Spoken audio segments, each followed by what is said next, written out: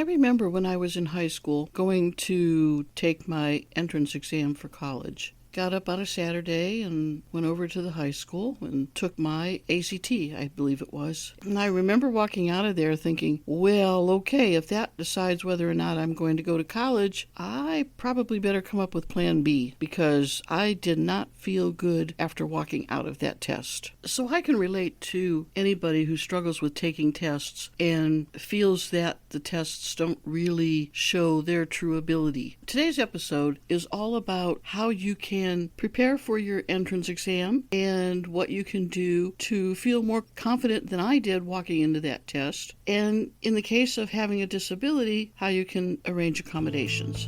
Welcome to College, Disabilities, and Success, Episode 21, Coping with Entrance Exams by Mickey Hayes. The opinions in this podcast are my own, but please reach out to your college, your physician, or legal services for any additional information. When I was an adjunct professor at college, I taught developmental education, reading, and writing. The students that were in my classes were students who did not score well enough on their entrance exams to take college-level courses. The purpose of the developmental classes that I was teaching was to bring students' skills up to college-level performance. And I remember that most semesters I would have one or two students who just seemed oddly placed in the class. They really didn't need to be there. They were moving through the assignments quickly, didn't have to give it a second thought, and clearly knew the information. So why? What happened? Well, I kind of inquired in a few of those cases and discovered that I had students in class who brushed off their entrance exams. It's just another test. Let's just go in and do it and be done with it, and so be it. And that can be a problem. So if you or your teen has a tendency to just disregard any kind of concern for a test, to not worry about it, entrance exams are not the time to do that. But on the other side of that coin, they're also not the time to get so worked up over a test that you completely fall apart because you've talked yourself into an absolute panic. You can purchase review materials online or at a bookstore, and you can also talk to the advisors at the college and see if the college has review material that you can use. And I think it's worth your time to go through the review material and see what is on the test and what kinds of questions they're going to expect you to answer. In my opinion, there's a fine line when you're planning and prepping for an entrance exam, somewhere between preparation, sufficient preparation, kind of a three bears syndrome, the Papa Bear, the Mama Bear, and the Baby Bear, and you want the Baby Bear's version, where everything is prepared just right. You want to not go overboard with preparation and make yourself sick with worrying, but also not walk in cold with absolutely no preparation. See, here's the thing. If you over-prepare and really don't know the information and you score better than you expected, you may get into college classes and really struggle. On the other hand, if you don't even prepare at all, you might find yourself not being allowed to sign up for college-level classes until you do the remedial work required. The scores that you get on the entrance exam have a direct link to the courses that you are ultimately allowed to register for. So you may find yourself in a situation where you're not able to get into the classes and start college-level work as soon as you thought you were going to. My first recommendation to you with regards to entrance exams is to go to the website for the college of your choice and look up the information that they provided on entrance exams. They will tell you on that website what the scores are that you need to have on the ACT or the SAT and what the cutoff points are and what kind of developmental classes you have to take if your scores are too low. They'll tell you how to forward your information to the college and make sure the scores get to the college of your choice. And they'll just give you general information about the entrance exams. They may have materials there to use as review for the entrance exams. It just depends. Every college sets that information up differently, so you have to go on their website and find out what they offer.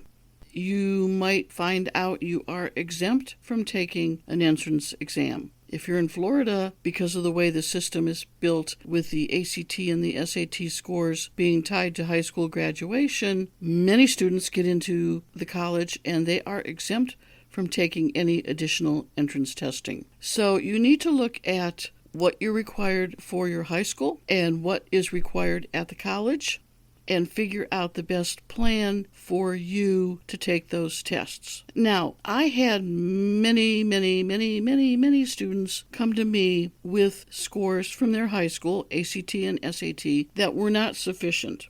I asked them about that, and they told me they didn't get accommodations. Now, the problem is they probably didn't follow up and seek them out, but if you have a disability or if your child has a disability, that person needs to investigate the accommodations that are available for taking those entrance exams.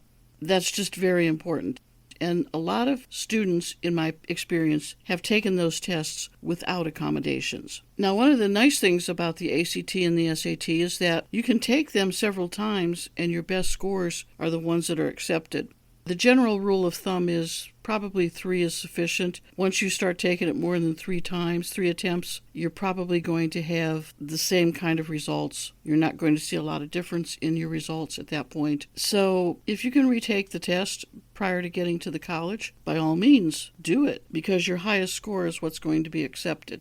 If you're taking these tests in high school, you're probably going to take the PSAT or pre-ACT, preliminary ACT test in the 10th or 11th grade. And then you take the actual SAT or ACT in the 11th or 12th grade. So the PSAT is going to give you some insight into what you can expect when you take the SAT.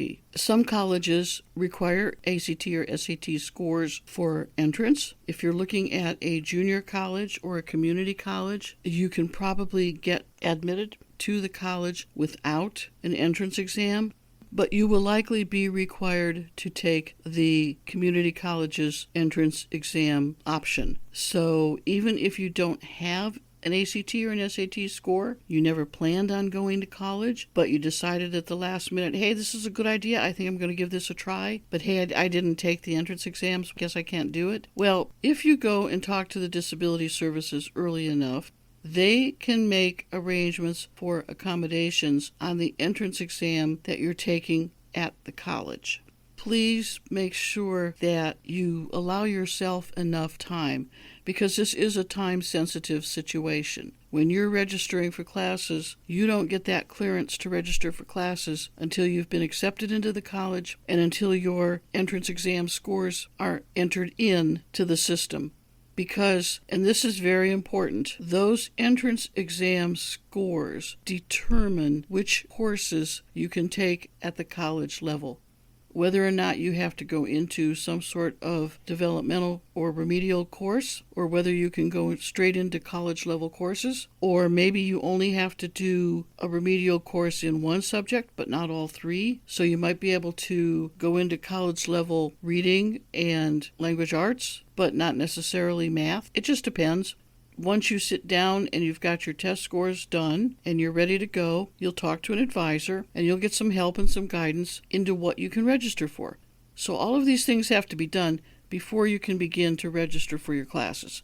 My point being, allow yourself enough time in those summer months before school starts to get your entrance exam ducks in a row with the community college or the junior college if that's the route you end up going.